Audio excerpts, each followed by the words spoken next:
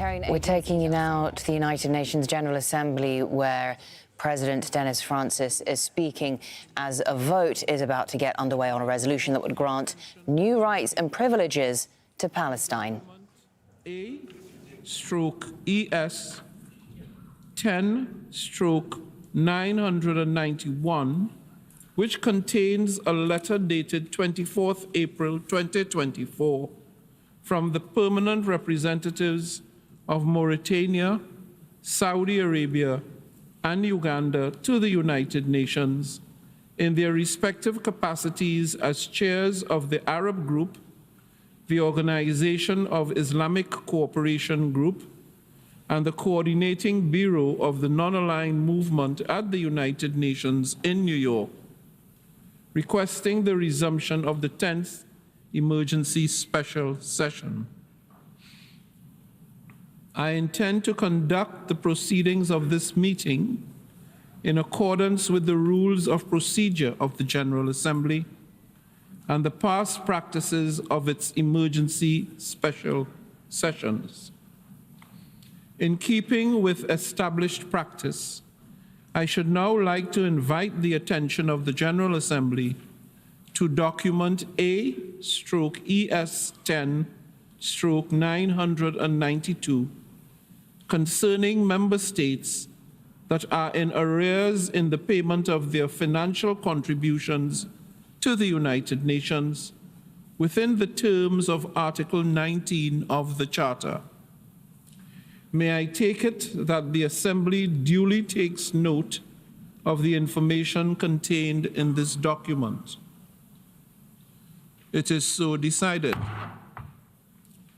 In this connection, I should like to recall that at the 39th plenary meeting of the 10th Emergency Special Session on 26 October 2023, the General Assembly decided to follow the provisions of Resolution 78/2 of 5th October 2023, by which the Comoros, Sao Tome and Principe, and Somalia are permitted to vote in the General Assembly until the end of its 78th session, and to also allow these member states to vote at the 10th Emergency Special Session.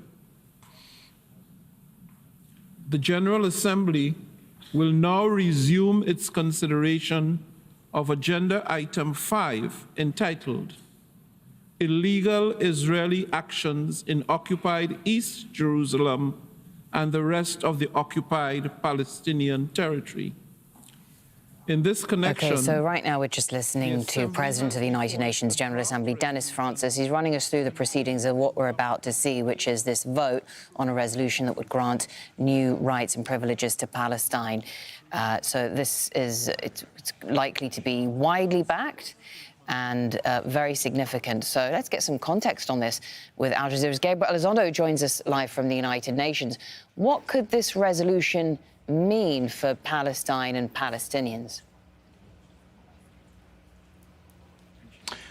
Well, this would give Palestine more rights and privileges at the United Nations. They are currently now a non-member observer state, but they've been fighting for full membership in this body for many years now. That was vetoed by the United States last month. Nevertheless, the General Assembly now, in this emergency session, is going to be looking at this draft resolution that would not give Palestine full membership, but allow them a lot more rights and privileges, such as joining various UN organizations and bodies that they are not able to join now, among other things. But it would not give them full membership. Nevertheless, it's pretty significant. Okay. We expect a vote in the next hour or so, and we're now going to go back, I think, to the General Assembly, where the President is speaking about this right now. Bringing countless innocent victims into its deadly fold and pushing the region further to the brink of full-scale catastrophe. While numerous diplomatic efforts and the United Nations resolutions have been deployed, regrettably, none have yet quelled the current cycle of death and destruction.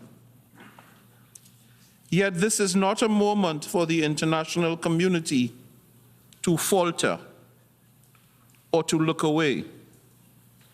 If anything, the horrendous events of the last 7 months have only hastened the urgency of achieving a just, comprehensive, and lasting peaceful solution to the situation in the Middle East.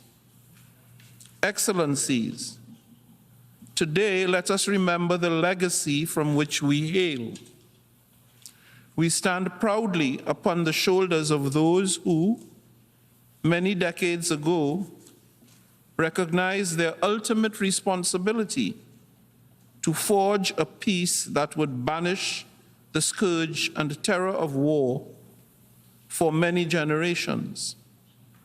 Those who knew full well the undesirable role that war and violence played in their own lives, and who made no apologies for imagining and indeed building a more peaceful world beyond it. They understood the value of international cooperation and sought the active participation of all nations, large and small, giving voice to common principles on which they dared to anchor mankind's hopes for a better future. As today's United Nations, we cannot and must not lose sight of the history we inherit, or of the bold proposition that brought our organization into being: peace for all.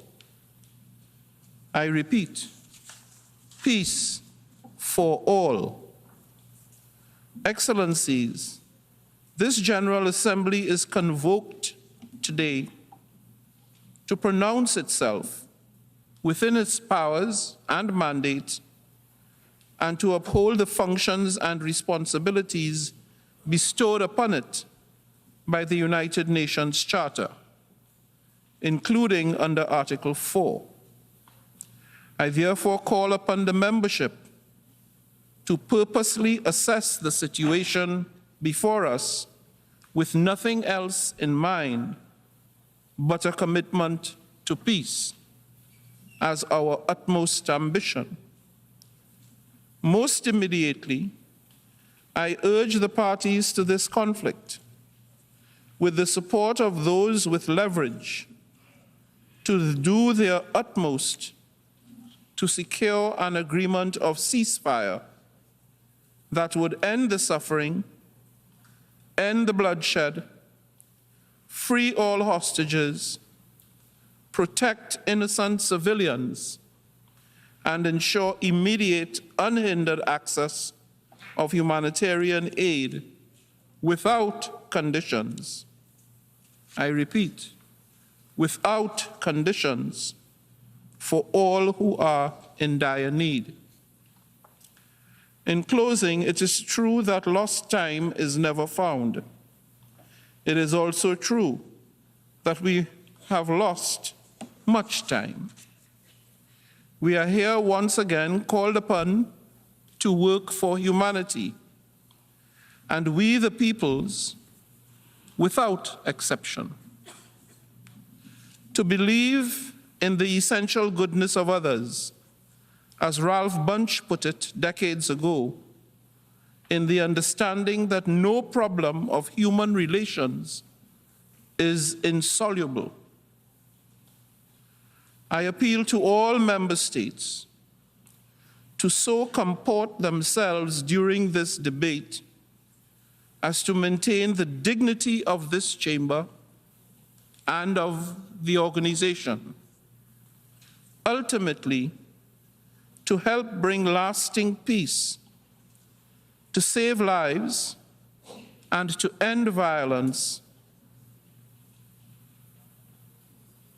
to which we have all dedicated ourselves in the service of the people. I thank you.